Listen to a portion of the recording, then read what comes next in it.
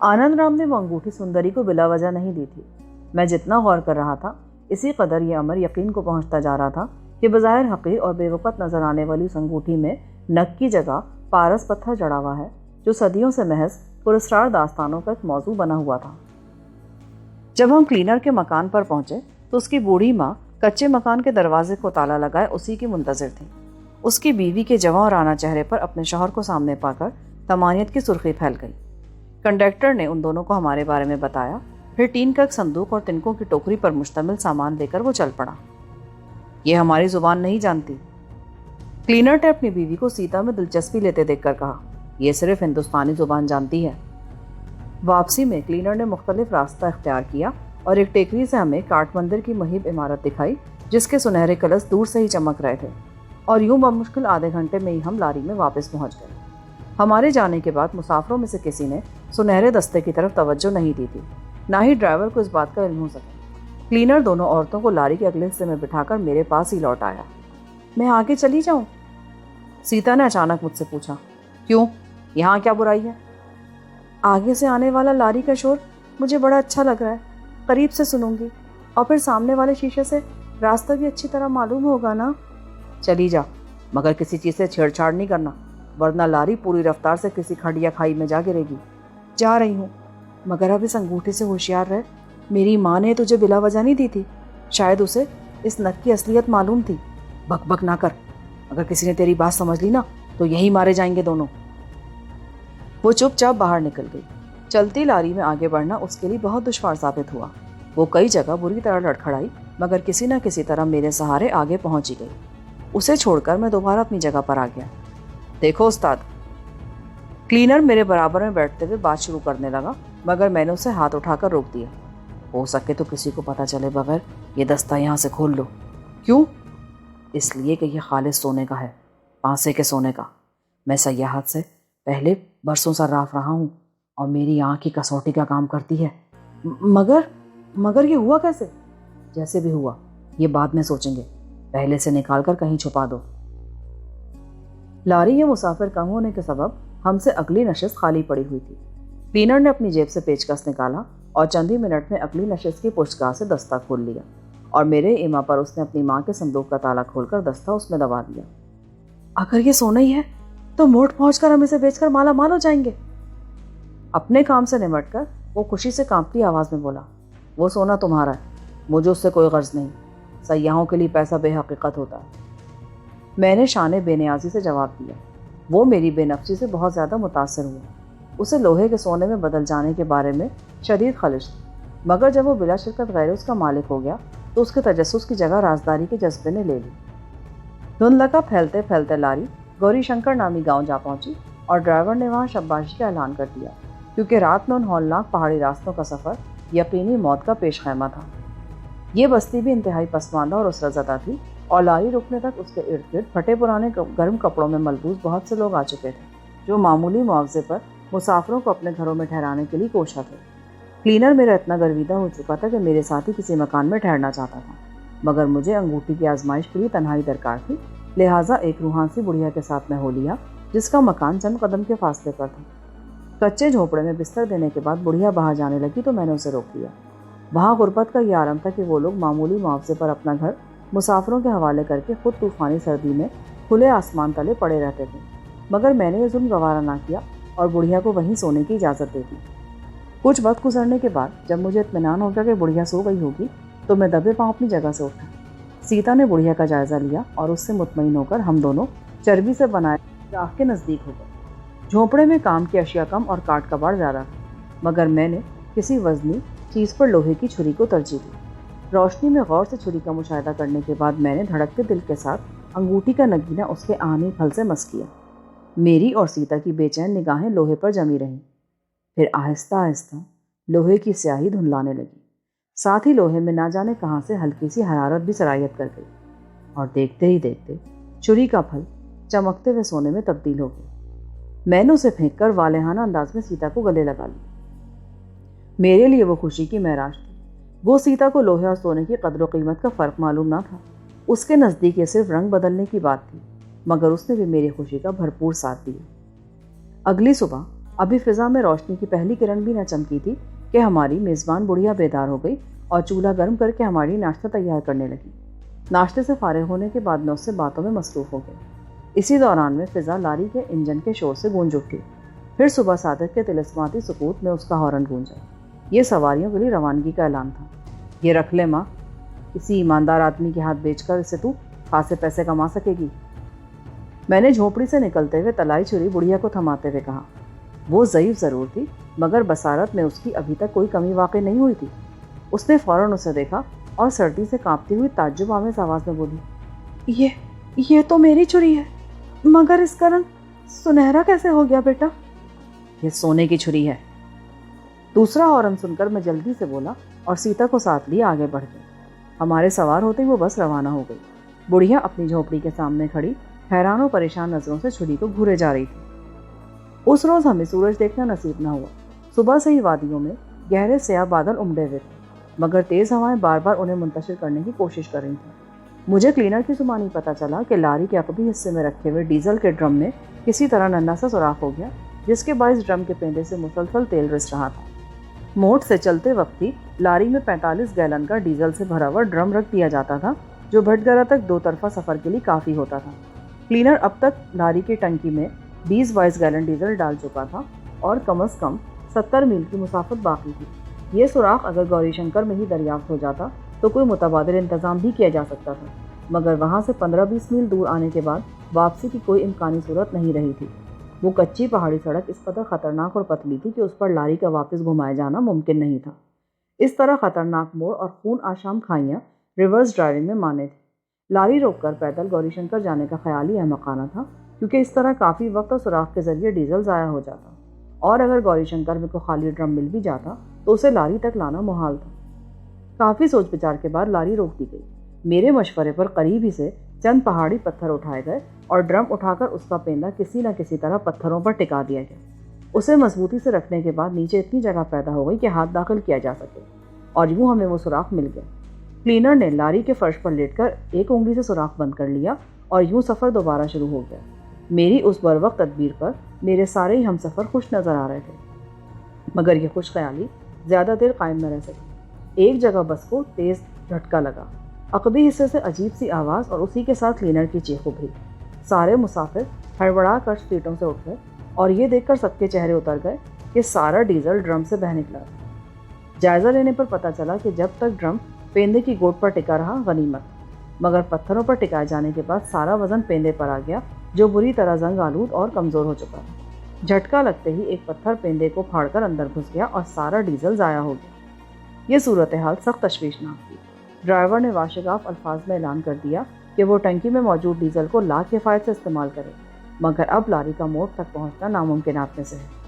یہ سنتے ہی لاری میں ہراس پھیل گیا۔ نوجوان اپنی ساتھی برقع پوش لڑکی کی جانب سے تشویش کا شکار تھے اور جب مجھے یہ پتہ چلا کہ اس وقت ہمیں غیر محفوظ علاقے میں ہیں جہاں جا بجا راہزن قبائل آباد ہیں تو میں بھی سخت الجھن میں پڑ گیا۔ لاری کا ڈرائیور واقعی بہت ہوشیار تھا۔ اب اس نے یہ ترکیب اختیار کی کہ ڈھلان اترتے ہوئے وہ لاری کا انجن بند کر دیتا اور چڑھائی پر بہارت مجبوری انجن چلا لیتا۔ یہ شاید سچ ہے کہ مصیبت کبھی تنہا نہیں آتی۔ ادھر لاری انجن کے شدید بحران سے دوچار تھی، ادھر آسمانی قوتیں بھی ہمارے سامنے سفارہ ہو چلی تھیں۔ پہلے ہوائیں بند ہوئیں، پھر اچانک گہرے بادلوں سے برف گرنی شروع ہو گئی۔ ڈرائیور کو اب ڈھلان پر بھی احتیاط کے پیش نظر انجن چلانا پڑ گیا اور یوں ہمارا پورا کارواں سخت خطرات سے دوچار ہو گیا۔ برف باری شدید ہونے سے پہلے ہی ہوائیں چل پڑی اور بادلوں کا شیرازہ بکھرنے لگا مگر برف باری ختم ہونے تک راستوں اور پہاڑیوں پر کئی انچ برف جم چکی تھی۔ یہ سطح سڑک پر سفر کے لیے اتنی خطرناک نہ تھی کیونکہ سڑک کے کنارے اور گڑھے اب بھی دیکھے جا سکتے تھے اور ایک ڈھلان پر ڈرائیور نے انجن بند کرتے ہوئے آواز لگائی کہ اب گاڑی رک گئی تو آگے نہیں جا سکے گی، مسافر اپنی اپنی حفاظت کا انتظام کر لیں۔ میں نے ڈرائیور سے کہا کہ وہ آخری قطرے تک لاری کو چلاتا رہے مگر وہ نہ مانا۔ اس کی دلیل یہ تھی کہ ڈیزل کی ٹنکی اگر ایک بار خالی ہو جائے تو سارا سسٹم ایئر لاک ہو جاتا ہے جسے ٹنکی دوبارہ بھرنے کے باوجود دور کرنا مشکل ہوتا ہے اور ایسے میں اگر بیٹری بھی ڈاؤن ہو جائے تو اس نیم پختہ پتھریلی سڑک پر لاری کو کھینچنا بھی محال ہوگا، لہٰذا کیوں نہ 2-4 میل کا لالچ کیے بغیر لاری کو وہیں بند کر دیا جائے۔ ڈیزل گاڑیوں کے بارے میں میری معلومات ناقص تھی لہٰذا میں چپ رہا۔ پھر ڈرائیور کو نہ جانے کیا سوجی کہ اس نے پھر انجن اسٹارٹ کیا اور سڑک کے ایسے حصے پر لاری کنارے سے روک دی جہاں خاصی دور تک ڈھلان نظر آ رہی تھی، اور بریک چھوڑتے ہی لاری آگے لڑکنی شروع ہو جاتی۔ لاری کے تمام پہیوں میں پتھر لگانے کے بعد ڈرائیور اور کلینر مشورہ کرنے لگے۔ ابھی موٹ یہاں سے کم از کم 50 میل دور تھا اور یہ مسافت ایک روز میں پیدل طے کرنا ناممکن تھا۔ اس وقت دن کے 2 بجے تھے، مگر دھندلکا اتنا گہرا تھا کہ شام کا گمان ہوتا تھا۔ کافی بحث مباحثے کے بعد طے پایا کہ وہ رات سب لوگ اسی جگہ بس میں بند رہ کر بسر کریں۔ اگلے روز الصبح ڈرائیور پیدل موٹ کی طرف چل دیتا۔ انہیں یہ تو یقین تھا کہ جب لاری مقررہ وقت پر موٹ نہیں پہنچے گی تو وہاں سے امدادی پارٹی لاری کی تلاش میں نکلے گی، مگر انہیں یہ گمان بھی نہ ہوگا کہ بدنصیب لاری ڈیزل کی کمی کا شکار ہوئی ہے۔ پھر بھٹگرا سے لاری ایک دن پہلے روانہ ہوئی تھی، لہٰذا موٹ والے نہایت اطمینان سے اگلا دن تو انتظار میں گزار ہی دیتے، اور یوں کم از کم ہمارے 3 دن ضائع ہو جاتے۔ اس نازک موقع پر مسافروں میں عمر، علاقہ اور جنس کا سارا امتیاز ختم ہو گیا۔ مشترکہ خوف نے سب کو یوں شیر و شکر کر دیا جیسے سب لوگ ایک ہی خاندان کے افراد ہیں۔ اس وقت بس کی کل آبادی 17 نفوس پر مشتمل، ان میں 3 بوڑھے، 5 بچے اور سیتا کے علاوہ مزید 3 عورتیں تھیں، اور ان کی حفاظت کی ذمہ داری اب کل 6 افراد پر تھی: ڈرائیور، کلینر، بھٹگرا سے آنے والے 2 نوجوان، سیتا اور میں خود۔ متوقع خطرات پر گفتگو شروع ہوئی تو میں ان لوگوں کو لاری سے نیچے لے آیا، کیونکہ اس طرح عورتوں اور بچوں کے حد سے زیادہ خوفزدہ ہو جانے کا امکان تھا۔ نیچے آ کر سب سے پہلے میں نے ان سے اسلحے کے بارے میں دریافت کیا۔ ڈرائیور اور کلینر لمبے پھل والے شکاری چاقوؤں سے مسلح تھے، نوجوان نہتے تھے۔ میں نے انہیں اعتماد میں لیتے ہوئے اس ریوالور اور فالتو راؤنڈز کی موجودگی سے آگاہ کر دیا جو مجھے ڈان کے سامان سے مال غنیمت کے طور پر ہاتھ آیا تھا۔ میرا مفہوم سمجھ کر ڈرائیور پھیکے انداز میں ہنس دیا۔ اگر لٹیرے آ ہی گئے تو یہ ریوالور بیکار ہوگا بابو۔ اگر تم نے ان کے ایک آدمی کو بھی زخمی کر دیا نا تو صرف وہ لوٹ مار پر اکتفا نہیں کریں گے، بلکہ چن چن کر سارے مسافروں کو مار ڈالیں گے۔ یہ ٹھیک کہہ رہا ہے، ایک نوجوان نے تشویش آمیز لہجے میں کہا۔ یہ لٹیرے رائفلوں وغیرہ سے لیس ہوتے ہیں، لوٹ مار میں اسلحہ ان کا پہلا نشانہ بنتا ہے۔ اس کا مطلب یہ ہوا کہ ہم خود کو لٹیروں کے رحم و کرم پر چھوڑ دیں؟ میں نے مایوسی سے کہا۔ نہیں، ڈرائیور بولا، اس سے بہتر یہ ہوگا کہ ہم لاری میں رک کر رات کو ان کے حملے کا انتظار کرنے کے بجائے خود ان کی بستی میں پناہ لے لیں۔ یہ سراسر احمقانہ تجویز ہے۔ میں نے سختی سے اس کی مخالفت کی، مگر وہ چاروں میرے مقابلے میں ہم خیال ہو گئے۔ انہوں نے بتایا کہ یہ لٹیرے عام حالات میں سہل پسند ہوتے ہیں، اور جب تک مشتعل نہ کیا جائے وہ خون ریزی سے گریز کرتے ہیں۔ لہٰذا یہ طے پایا کہ قیمتی سامان کو ڈیزل کے ٹوٹے ہوئے ڈرم میں چھپا دیا جائے اور دیگر اسباب لے کر سب لوگ اسی وقت لٹیروں کی قریبی آبادی کی طرف چل دیں تاکہ اندھیرا پھیلنے یا دوبارہ برف باری شروع ہونے سے قبل وہاں پناہ لے سکیں۔ لاری کے مسافروں کے ہمراہ قیمتی سامان بہت کم تھا، البتہ نقدی خاصی تھی۔ بیشتر رقم ایسے سامان کے ساتھ ڈرم میں چھپا دی گئی۔ خیال تھا کہ اگر ڈاکو نے ہماری غیر حاضری میں لاری کی تلاشی بھی لی تو وہ تیل کے ڈرم کا رخ نہیں کریں گے۔ ہم لوگ 1-1.5 گھنٹے کی تگودو کے بعد ایک چھوٹی سی آبادی کے آثار پا لینے میں کامیاب ہو ہی گئے۔ وہاں بڑے رقبے میں کل 16-17 مکانات بنے ہوئے تھے۔ یہاں کسی کو بتانے کی ضرورت نہیں ہے کہ ڈیزل سے ڈرم بہہ گیا ہے، ڈرائیور نے سب کو دانشمندانہ ہدایت کی۔ میں کسی اور خرابی کا بہانہ کروں گا تاکہ یہ لوگ ڈرم کی طرف متوجہ نہ ہوں۔ بستی والے دوری سے ہماری جھلک دیکھ کر مکانوں سے نکل آئے اور ہمارے قریب پہنچنے کا انتظار کرنے لگے۔ ان کے تیور قطعی غیر دوستانہ نظر آ رہے تھے۔ ہم سب لوگ ان کے سامنے جا کر رک گئے اور ڈرائیور ان سے مخاطب ہوا۔ ہم سب سرکاری لاری کے مسافر ہیں۔ لاری میں کوئی بڑی خرابی ہو گئی ہے اور وہ سڑک پر کھڑی ہے۔ ہم تم لوگوں کے احسان مند ہوں گے اگر موٹ سے مدد آنے تک ہمیں یہاں پناہ دے دی جائے۔ چند لمحوں تک ان پر سکوت چھایا رہا۔ خطرناک چہروں والے مرد معنی خیز نظروں سے ایک دوسرے کو دیکھ رہے تھے۔ پھر چہرے سے خونی لٹیرا نظر آنے والا ایک پستہ قامت شخص مکارانہ مسکراہٹ کے ساتھ آگے بڑھا۔ ہم کو تو کوئی اعتراض نہیں، لیکن تمہیں یہاں رہنے اور کھانے پینے کا معاوضہ دینا ہوگا۔ اس کے لیے ہم تیار ہیں۔ تم لوگوں کے پاس کوئی قیمتی سامان تو نہیں ہے؟ تھوڑا بہت تو سبھی کے پاس ہوگا۔ ہماری جماعت کے ایک بوڑھے نے ڈرائیور کو خاموش پا کر کہا۔ پستہ قامت شخص نے بے اختیار ایک گہرا سانس لیا، جیسے یہ جان کر اسے اطمینان ہوا ہو۔ پھر وہ بولا، ہم یہاں تمہاری جانوں کی پوری حفاظت کریں گے، لیکن سامان کے بارے میں ہمارا کوئی ذمہ نہیں ہوگا، کیونکہ یہاں آس پاس بہت سے ڈاکو رہتے ہیں جو آئے دن ہمارا مال اسباب چرا کر لے جاتے ہیں۔ ہم ان کے ہاتھوں تنگ آئے ہوئے ہیں، اس لیے سامان کی کوئی ذمہ داری ہم پر نہیں ہوگی۔ ہمیں تمہاری مجبوری کا پورا احساس ہے، بوڑھا بولا۔ پھر خود کو شریف ظاہر کرنے والے ان ڈاکوؤں نے بڑھ کر ہم سب کے ہاتھوں سے سامان لے لیا۔ اس طرح وہ نوعیت اور وزن کی بنا پر مال غنیمت کی مالیت کا تعین کرنے کی کوشش کر رہے تھے۔ ہمیں ایک بڑے جھونپڑے میں چھوڑ کر وہ سب یکے بعد دیگرے تیزی سے کھسکتے چلے گئے۔ ان کے جانے کے بعد میں دبے قدموں باہر نکلا تو ہر طرف سناٹا چھایا ہوا تھا۔ غالباً وہ سب کسی جگہ اکٹھے ہو کر ہمیں لوٹنے کا منصوبہ تیار کرنے میں مصروف تھے۔ دیگر لوگوں نے بھی میری رائے سے اتفاق کیا۔ ہم سب یہ طے کر چکے تھے کہ اگر جانوں کے تحفظ کے بدلے ہمارا سارا اسباب بھی لوٹ جائے تو قطعی مزاحمت نہیں کریں گے۔ بظاہر خود کو حالات سے بے پرواہ ظاہر کرنے کے لیے ڈرائیور نے اپنے تھیلے سے تاشوں کی گڈی نکال لی۔ بوڑھے بچوں کو سمیٹ کر علاقے کی کوئی دلچسپ لوک کہانی سنانے بیٹھ گئے۔ میں نے دبے الفاظ میں گفتگو کرتے ہوئے جوکرز کی تلاش میں گڈی اٹھائی۔ اتنے عرصے بعد وہ 52 پتے ہاتھ میں آئے تو اجنبی سے نظر آئے۔ اس وقت کسی کا کھیل میں دل نہیں تھا، مگر خود کو مصروف دکھانا بے حد ضروری تھا۔ آخر یہ طے ہوا کہ ابتدا رمی سے کی جائے۔ میں نے تاش بانٹنے کے لیے اپنے ہاتھ میں موجود گڈی کی طرف دیکھا تو اچانک بدن میں سنسنی کی لہر دوڑ گئی۔ گڈی میں حکم کی بیگم سب سے اوپر تھی۔ نہ جانے کب میں نے غیر ارادی طور پر اسے اوپر لگا دیا تھا۔ اپنی اس عادت کی وجہ سے میں ایک بار حلیہ بدل لینے کے باوجود کراچی میں پہچان لیا گیا تھا، جبکہ میں قانون کو مطلوب تھا۔ پھر میں نے عرصہ دراز تک تاش کے کھیل کا منہ نہ دیکھا، مگر یہ عادت شاید میرے لاشعور میں جڑ پکڑ چکی تھی۔ تھوڑی دیر بعد ایک شخص ہمارے جھونپڑے میں آن پہنچا۔ اس نے بستی والوں کی طرف سے ہمیں بتایا کہ اس رات بستی میں روایتی طور پر ایک لڑکی بیاہی جانے والی ہے اور ہم سب اس تقریب میں بطور خاص مدعو ہیں۔ ہمارے سامنے دعوت قبول کرنے کے سوا کوئی چارہ نہیں تھا۔ ہم میں سے ہر شخص سمجھ رہا تھا کہ ہمیں اپنے سامان کے پاس سے ہٹانے کے لیے بستی والوں نے یہ ڈھونگ رچایا ہے۔ ہماری عدم موجودگی میں وہ ہمارا سارا اسباب غائب کر دیتے، پھر ہم سے ہمدردی کرتے ہوئے سارا الزام نامعلوم لٹیروں کے سر تھوپ دیتے۔ یہ سب جاننے کے باوجود ہمارے پاس اس دعوت سے فرار کی کوئی صورت نہیں تھی۔ سیتا ماحول پر طاری تنوتیت سے ویسے ہی بیزار اور اکھڑی ہوئی نظر آ رہی تھی۔ جب میں نے اسے یہ بتایا کہ شام کو کیا ہونے والا ہے تو وہ پھاڑ کھانے والے انداز میں مجھ پر برس پڑی۔ تم سب دعوت میں جھک مارنے جاؤ، میں تنہا ان سب کو دیکھ لوں گی، کوئی ایک تنکا بھی نہیں لے جا سکے گا۔ یہ شاید بھول رہی ہے، ان لوگوں کے پاس اسلحہ بھی ہے۔ سیتا صرف ایک بار مرے گی، تم لوگوں کا محکومانہ رویہ دیکھتے ہوئے تو میں بیمار پڑ جاؤں گی۔ کیا شہروں میں سب ایسے ہی ہوتے ہیں؟ مرنے کی بچی، تیری وجہ سے دوسری عورتوں کی مٹی بھی پلید ہو جائے گی۔ عورتوں کے بارے میں ہر دشمن کا رویہ ایک ہی ہوتا ہے، وہ مرنے سے پہلے زندہ درگور کر دی جائیں گی۔ مجھے تو بے دست و پا کر دینے کے باوجود ڈان اور رینی میرا کچھ نہیں بگاڑ سکے تھے۔ یہ عورتیں تیری طرح لنگوروں میں نہیں پلی ہیں۔ وہ چند سیکنڈ مجھے چڑھ کر خاموشی سے گھورتی رہی، پھر تیزی سے جھونپڑے سے باہر نکل گئی۔ میں اسے پکارتا ہوا تیزی سے اس کے پیچھے لپکا، مگر اس نے مڑ کر بھی نہ دیکھا۔ آخر میں نے اسے دوڑ کر پکڑ لیا۔ اس کے شانے تھام کر میں نے اسے اپنی طرف گھمایا تو اس کی آنکھوں میں آنسو بھرے تھے۔ روتی کیوں ہے پگلی؟ میں لنگوروں میں پلی ہوں نا، میری ماں بھی لنگور تھی۔ جا اب کسی انسانوں میں پلی ہوئی لڑکی سے شادی کر لے۔ یہ بات تو میں نے تعریف میں کہی تھی، اگر ان کی تربیت بھی تیرے جیسی ہوئی ہوتی نا تو ہمیں ان کی کوئی فکر نہ ہوتی، وہ خود اپنی حفاظت کر لیتی۔ نہیں، تو نے مجھ پر طنز کیا تھا۔ ارے رام قسم طنز نہیں کیا تھا۔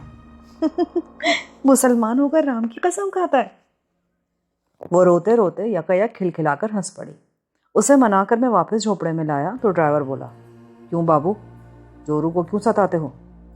یہ ذرا بہادر واقع ہوئی ہے اور اس بات کی مخالف ہے کہ ہم دیدہ و دانستہ لٹیروں کو اپنی منمانی کرنے کا موقع دیں۔ بات تو واقعی گھٹیا ہے، پر کیا کریں، اس کے سوا کوئی چارہ بھی تو نہیں ہے۔ وہ منہ لٹکا کر بولا۔ اندھیرا پھیلتے ہی بستی ڈھول کے شور سے گونج اٹھی، ساتھ ہی گوپال نامی پستہ قد اور مکار رہزن 2 آدمیوں کے ہمراہ ہمیں لے جانے کو آن پہنچا۔ گوپال کی بے چین اور لالچی نگاہیں بدنصیب لاری کے مسافروں سے زیادہ سامان کا جائزہ لے رہی تھیں۔ آخری کوشش کے طور پر میں نے گوپال سے بچوں کو وہیں چھوڑنے کے لیے کہا، لیکن وہ ایک دم بگڑ گیا۔ اس نے کہا کہ کسی بھی شادی کے موقع پر بستی میں موجود ہر تندرست اور بیمار شخص کو چوپال میں آنا پڑتا ہے، کسی کا رکنا شادی کے لیے بدشگونی شمار کیا جاتا ہے۔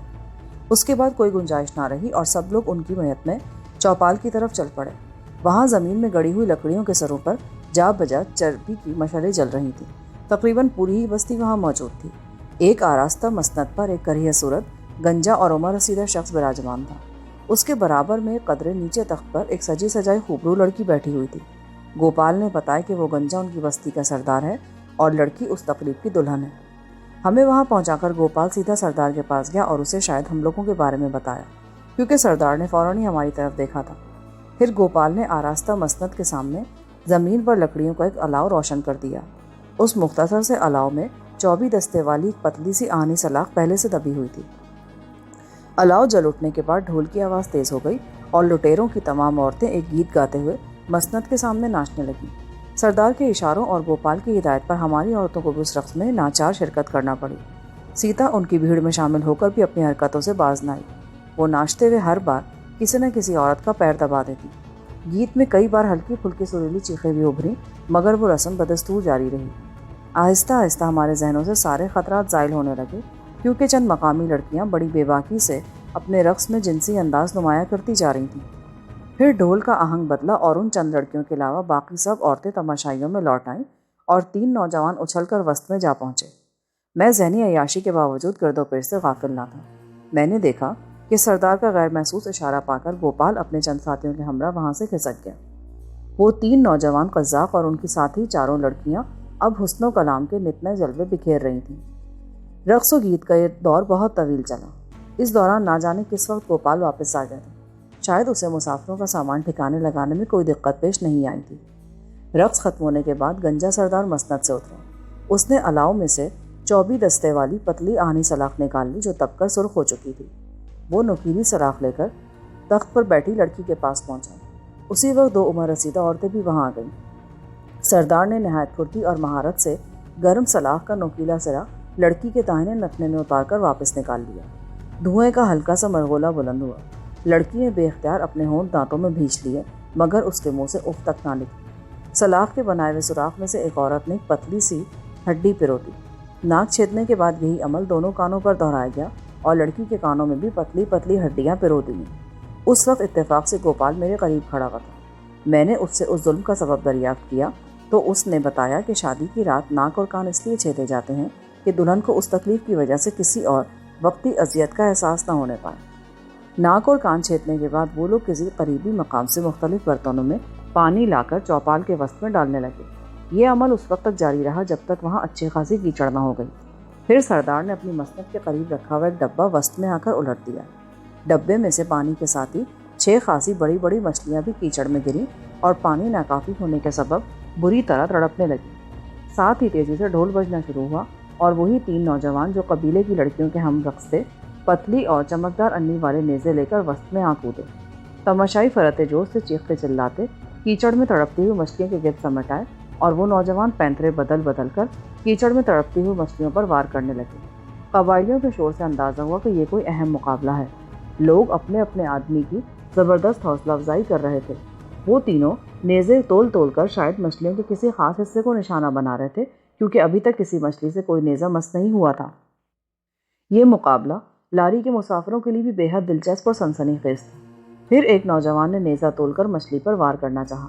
मछली अचानक तड़पी। नौजवान ने बढ़ते हुए नेज़े को रोकना चाहा, मगर उसके मुक़द्दर ने यावरी ना की और नेज़े की अन्नी जद में आई हुई मछली के पेट में बेवस्त हो गई। नौजवान ने सख्त मायूसी और झल्लाहट के आलम में नेज़े की अन्नी ज़मीन पर दे मारी। तड़पती हुई मछली बेजान हो चुकी थी। नौजवान नेज़ा वहीं छोड़कर तमाशाइयों की भीड़ में शामिल हो गया। उसके रवैये से ज़ाहिर हो रहा था कि वो मुकाबला हार चुका है। ये क्या हो रहा है? सीता ने जोशीली आवाज़ में मुझसे पूछा। मैं उसे क्या जवाब देता? वहाँ तो हर एक फरते जोर से पागल हुआ जा रहा था। कोई होश में होता तो मैं उससे सनों के खेल के बारे में मालूमात हासिल करता। वो दोनों ही माहिर निशानाबाज मालूम होते थे। बाज़ औक़ात तो जद पर आई हुई मछली के जिस्म के किसी गैर मतलूबा हिस्से से नेज़े की अन्नी यूँ साफ बचा ले जाते कि लोग अश अश कर उठते। मुकाबला तवील से तवील तर होता जा रहा था। आखिरकार मुझे कदरे लंगड़ा शख्स भीड़ के पीछे अकेला खड़ा नजर आया। वो उस मुकाबले में किसी गर्मजोशी का इजहार नहीं कर रहा था। उसकी ज़ुबानी मुझे बाज़ अजीब बातें मालूम हुई। उस राज़न कबीले में लड़की के शौहर के इंतखाब में किसी की मर्ज़ी और पसंद या नापसंद का बिल्कुल बेमाने था। लड़कियों के गुनाह परवर रक़्स के दौरान 3 नौजवानों ने उनके हम रक़्स होकर दुल्हन के लिए अपनी उम्मीदवारी का ऐलान किया था। दुल्हन की उन सहेलियों से खुले बंदो इजहार और इकरार के बाद उन्हें इम्तिहान से गुजरना था। उन तीनों को कीचड़ में तड़पती हुई किसी भी मछली की एक आंख नेज़े से फोड़नी थी। जो भी सबसे पहले अपने नेज़े की अन्नी किसी मछली की आंख में उतार देता, वही लड़की का मुस्तहक करार पाता। मछली के जिस्म के किसी भी हिस्से में अन्नी बेवस्त होने की सूरत में वो उम्मीदवार मुकाबले से खारिज कर दिया जाता। मैदान में 2 हरीफ रह जाने के बाद अगर एक का नेज़ा मछली की आंख में बजाय जिस्म के किसी और हिस्से में उतर जाता तो वो भी मुकाबले से खारिज करार पाता और बाकी रह जाने वाला आखिरी उम्मीदवार मछली की आंख फोड़े बगैर ही लड़की का हकदार करार पाता। میری زبانی یہ تفصیلات معلوم ہونے کے بعد میرے ساتھیوں میں نئی دلچسپی پیدا ہو گئی اور اب وہ مقابلے کے ہر پہلو سے لطف اندوز ہونے لگی۔ یہ تو بہت معمولی سی شرط ہے۔ معاملے کی نوعیت معلوم ہونے پر سیتا منہ بنا کر بولی، بھلا مچھلی کی آنکھ میں نیزہ اتارنا بھی کوئی بات ہے؟ لڑکی بیانے کے لیے شرط بہت ہی آسان ہے، مردہ مچھلی کی آنکھ نہیں پھوڑنی۔ ہاں میں سمجھ گئی، یہ کام تو میں چٹکی بجاتے میں کر سکتی ہوں۔ اگر مچھلی نر ہوئی تو شاید تمہاری مسکراہٹ پر خود ہی اپنی آنکھ میں نیزہ دے دے، میں نے غصے سے کہا، مگر وہ اپنے دعوے پر اڑی رہی اور میں اسے شرمندہ کرنے کے خیال سے گوپال کے پاس جا پہنچا جو سردار کے قریب ہی کھڑا تھا۔ میری ساتھی بہترین نشانے باز ہے، وہ بھی ان مچھلیوں پر اپنا نشانہ دکھانا چاہتی ہے۔ یہ بچوں کا کھیل نہیں ہے، پر وہ صرف 10 منٹ کا وقت مانگتی ہے۔ ہاں یہ ممکن ہے، مقابلہ شروع ہوئے بہت دیر ہو چکی ہے، وہ دونوں بھی بری طرح تھک چکے ہیں، اتنی دیر میں وہ بھی تازہ دم ہو لیں گے۔ اس نے سردار سے مشورہ کر کے مقابلہ ملتوی کرنے کا اعلان کر دیا، اور جب اس نے لوگوں کو سیتا کے دعوے کے بارے میں بتایا تو ہجوم میں تیز سرگوشیاں گونجنے لگیں۔ لوگ اسے یوں دیکھ رہے تھے جیسے اس کے سر پر اچانک سینگ نکل آئے ہوں۔ مقابلے کے دونوں حریف تھکے قدموں مگر پرجوش چہروں کے ساتھ تماشائیوں میں آ ملے۔ گوپال نے مقابلے سے خارج تیسرے امیدوار کا نیزہ سیتا کے حوالے کر دیا۔ سیتا نے ایک بار اسے ہاتھ پر تولا اور مجھ سے بولی، یہ تو بہت ہلکا ہے، انہیں بتا دے میں مچھلی کی آنکھ اس طرح پھوڑوں گی کہ نیزہ اس میں پیوست نہیں ہونے پائے گا۔ زیادہ ہرزہ سرائی نہ کر، لوگ پہلے ہی تجھ پر ہنس رہے ہیں۔ ابھی ان کی آنکھیں ندامت سے جھک جائیں گی، میں تو کہتی ہوں تو بتا دے سب کو۔ یہ لڑکی اپنے فن کے مظاہرے کی اجازت دینے پر سردار کی شکر گزار ہے۔ میں نے سیتا کی تسلی کے لیے نیپالی زبان میں ایک مختلف بات کا اعلان کیا اور وہ مطمئن ہو کر نیزہ بدست کیچڑ میں تڑپتی مچھلیوں کی طرف بڑھ گئی۔ سیتا چند لمحوں تک نہایت لاپرواہی سے فضا میں نیزہ لہرا لہرا کر مچھلیوں کی اچھل کود کا گہرا مشاہدہ کرتی رہی۔ اس کی ان حرکات میں اناڑی پن نمایاں تھا، لہٰذا مجمع دل کھول کر اس کا مذاق اڑانے لگا۔ پھر وہاں بھڑکتی مشعلوں کی سرخ روشنی میں سیتا کے ہاتھ میں دبے ہوئے نیزے کی اننی بجلی کی طرح چمکی اور ایک مچھلی کی آنکھ ضائع ہو گئی۔ نیزہ مچھلی کی آنکھ پھوڑ کر نہایت صفائی سے فضا میں اٹھ گیا تھا اور زخم خوردہ مچھلی بری طرح تڑپنے لگی تھی۔ ہجوم کے تحسین آمیز نعروں نے آسمان سر پر اٹھا لیا اور میں نے فخر سے اپنا سر بلند کر لیا۔ اگر میں سیتا کے دعوے کا اعلان کر دیتا تو واقعی تماشائی اس کارنامے پر ششدر رہ جاتے۔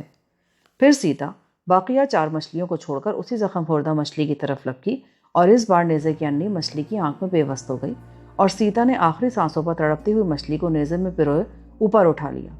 ڈھول کی آواز یک بیک تیز ہو گئی، تحسین اور تعریف کے فلک شگاف نعروں سے زمین لرزنے لگی اور سیتا نیزہ زمین پر پھینک کر میرے سامنے آ گئی۔